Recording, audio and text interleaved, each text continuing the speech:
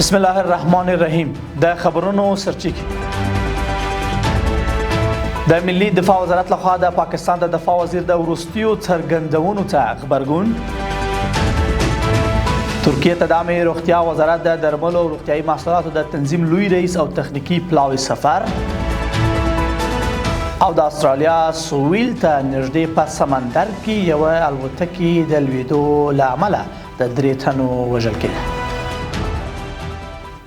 د لوی مهربان خدای په سپېڅلي نامه درنو سلام د ورځ خبرونو ته ښه راغلاست. نشنبې د روان کال د سل واقعیت له سمانه چته زه زیم دا بشپړ خبرونه دي.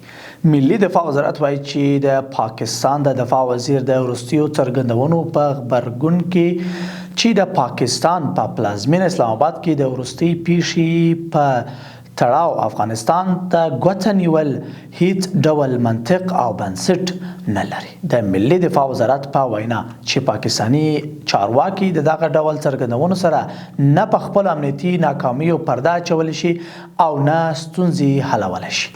اعلامیه کې راغلی چې رښتیا هم پاکستان چارواکي له پیښې سمدستي وروسته عاملین معلومولی شي، نو ولې تر پیښې وړاندې یې په شنډولو او مخنیوي کې ناکام دي. دفاع وزارت وایي چې د افغانستان حکومت اسلامي ارزښتونو ته ژمن دی او هیڅکله د بېګناه انسانانو وژل او ځورول د سیاسي موخو لپاره جایز نه بولي او نه هم دا ډول ناروا کړنو ته سره کوونکو ملاتړ کوي. د عامه روغتیا وزارت د درملو روغتیايي محصولاتو د تنظیم لوی رئیس ډاکټر نعیم الله ایوبی له یوې تخنیکي پلاوي سره ترکیه ته روان شو. عامه روغتیا وزارت وایي چې یاد پلاوی به د ترکیه د درملو ادارې له مسؤلینو سره د درملو روغتیايي محصولاتو د تنظیم په تړاو یو شمیر مهمه موضوعاتو باندې خبرې وکړي.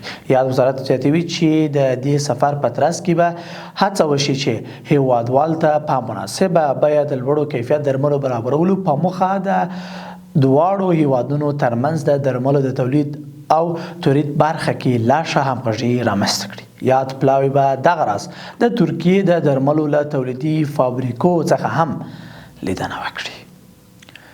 په مسکو کې د افغانستان اسلامي امارت لوی سفیر مولوي ګل حسن حسن په مسکو کې د چین له سفیر ژانګ هانیوي سره وکتل. روسیه کې د افغانستان سفارت وایي چې د کتنه کې د افغانستان او چین ترمنځ پر سیاسي او اقتصادي همکاریو د سیمې د ډاډمن امنیت د پیاوړتیا په موخه پر ګډې مبارزې او سیمهیزو همکاریو خبرې وشوې او دواړو لوریو د دوه اړخیزو اړیکو پر پیاوړتیا ټینګار وکړ. او وروستۍ خبره چې رویټرز خبري اژانس راپور ورکړی چې د استرالیا سویل ته نږدې په سمندر کې د یوې الوتکې د لوېدو له امله 3 تنه وژل شوي. دغه پیښه تېره ورځ رامنځته شوې او تر اوسه یې لامل څرګند نه دی. قدرمندونکو له ملتیا مو مننه. تر بیا ښه وخت او ښې چارې.